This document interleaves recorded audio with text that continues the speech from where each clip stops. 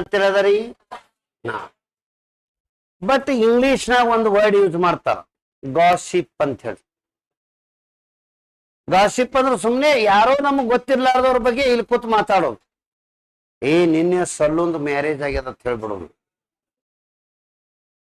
ಸಲ್ಲು ಅಂದ್ರೆ ಯಾರು? ಹೌದಾ ಅಂತೇಳಿ ಬಹಳ ಮಂದಿ ಗಾಬರಿ ಆಗೋದು.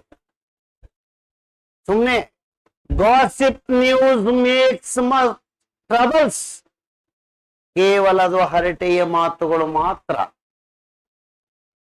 ಹೌದಾ ಇಲ್ಲ ರೀ? ಯಾರ್ದೋ ಒಬ್ರು ಅವ್ರು ಇರ್ಲಾರ್ದೆ ಅವ್ರ ಬಗ್ಗೆ ಮಾತಾಡ್ತೇವಲ್ಲ, ಅದು ಗಾಸಿಪ್ ನ್ಯೂಸ್. ಅವನ ಬಗ್ಗೆ ಮಾತಾಡಕ ನನ್ನ ಸಮಯ ಹಾಳಾಗ್ತದ ಒಂದು.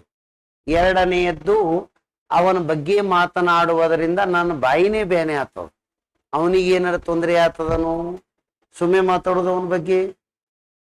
ಅವನ ಕಡೆಯಿಂದ ನಮ್ಗೇನ್ ಲಾಭನೂ ಇಲ್ಲ, ನಷ್ಟನೂ ಇಲ್ಲ, ಸುಮ್. ಹೌದಾ ಇಲ್ಲ?